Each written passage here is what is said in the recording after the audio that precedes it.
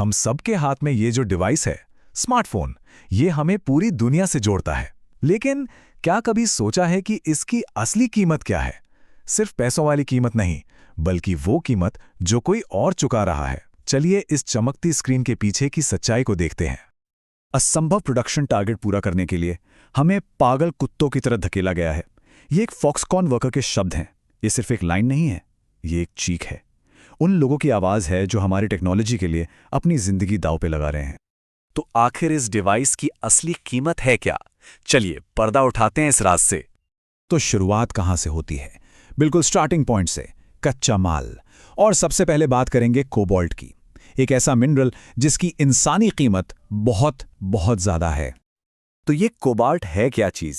Simple भाषा में, ये हमारे फ़ोन की बैटरी की जान है। इसके बिना फ़ोन चलेगा ही नहीं। लेकिन यहाँ एक बहुत ही शॉकिंग बात है। दुनिया का आधे से ज़्यादा, सोचिए आधे से ज़्यादा, एक ही जगह से आता है, डेमोक्रेटिक रिपब्लिक ऑफ कॉन्गो यानी DRC। और ये एक ऐसी जगह है जहां इसकी खुदाई बच्चों से लेकर बड़ों तक के शोषण से जुड़ी हुई है। वहां के हालात कैसे हैं, ये जानना जरूरी है।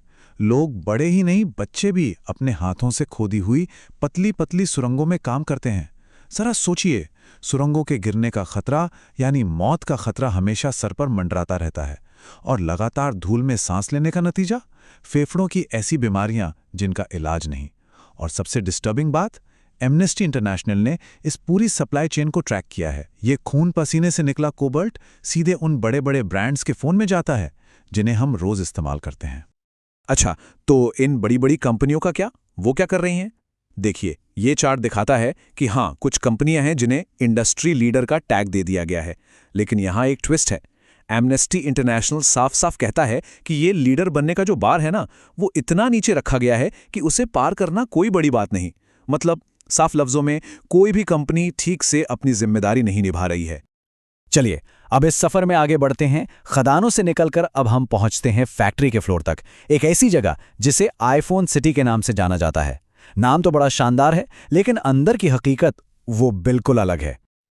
ये जो हम देख रहे हैं, ये कोई मामूली फैक्ट्री नहीं है। ये अपने आप में एक पूरा शहर है। ज़ेंगजो में फॉक्सकॉन की आईफोन सिटी। पता है, दुनिया के आधे से ज्यादा आईफोन्स यहीं बनते हैं। इतने लोग यहां काम करते हैं कि एक छोटा मोटा शहर बस जाए। अब यहाँ कानून और असलियत में जमीन आसमान का फर्क है। देखिए, चीन का लेबर लॉ कहता है कि डिस्पैच वर्कर्स यानी टेम्पररी स्टाफ, जिनके राइट्स कम होते हैं, वो टोटल वर्कफोर्स का 10% से ज्यादा नहीं हो सकते। और ओवरटाइम महीने में 36 घंटे से ज्यादा इलीगल है। अब आते हैं फॉक्सकॉन की रियलिटी पर। पीक सीजन में 50% लोग टेम्पररी वर्कर्स थे। कहाँ 10%, कहाँ 50, 5 गुना ज्यादा। और ओवरटाइम वर्कर्स हर महीने 100 घंटे से भी ज्यादा ओवरटाइम कर रहे थे, 3 गुना ज्यादा। सारी हदें पार। लेकिन बात यहीं खत्म नहीं होती। शोषण की ये कहानी और भी लंबी है। स्टूडेंट इंटर्न्स जो पढ़ने आते हैं, उनसे उनकी पढ़ाई से बिल्कुल अलग काम में जबरदस्ती ओवरटाइम करवाया जाता है। मैनेजर्स की तरफ से गाली गलोच, वो तो जैसे रोज की बात है। अगर शिफ्ट के एंड तक प्रोडक्शन टारगेट पूरा ना हुआ तो मुफ्त में काम करो।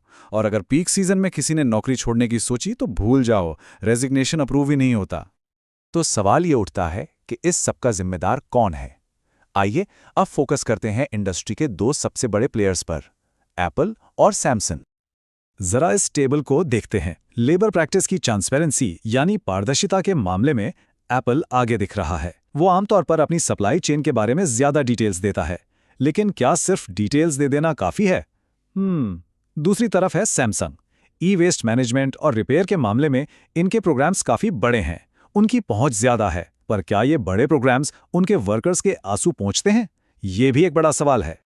तो एप्पल का सबसे बड़ा प्लस पॉइंट क्या है? ट्रांसपेरेंसी, पारदर्शिता। वो अपने सप्लायर्स की लिस्ट, फैक्ट्रीज के नाम, यहां तक कि ऑडिट रिपोर्ट्स भी पब्लिक कर देते हैं। लेकिन फिर वही सवाल, क्या बस इतना काफी है?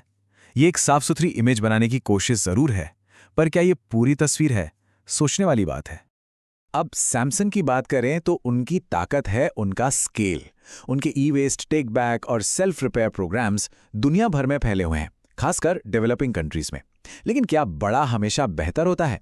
उनकी पहुंच जरूर ज्यादा लोगों तक है, पर सवाल यह है कि क्या वो उन लोगों की जिंदगी को सच में बेहतर बना पा रहे हैं? हर चीज का एक आफ्टर लाइफ होता है, पर एक स्मार्टफोन का आफ्टर लाइफ कैसा होता है?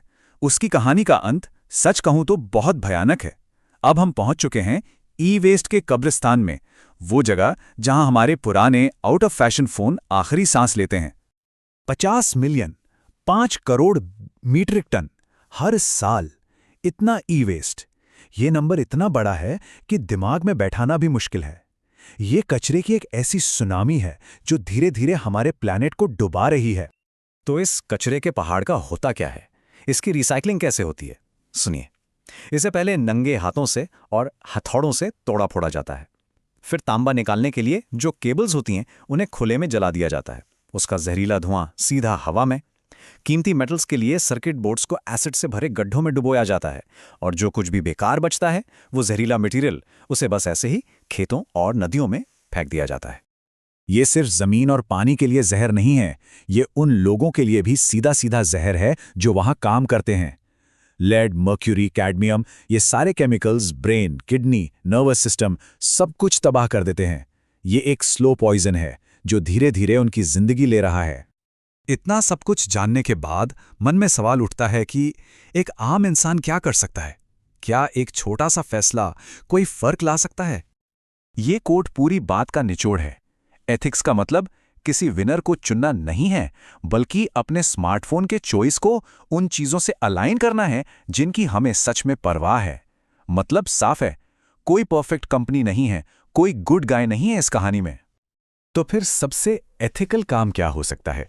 शायद सबसे असरदार काम यह है कि अपने पास जो डिवाइस है उसकी लाइफ बढ़ाई जाए, उसकी हिफाजत करके, और अगर खराब हो तो उसे रिपेयर करवा कर। क्योंकि आखिर में सबसे एथिकल फ़ोन कोई नया चमकता हुआ फ़ोन नहीं है, बल्कि वो फ़ोन है जो पहले से हमारे पास है।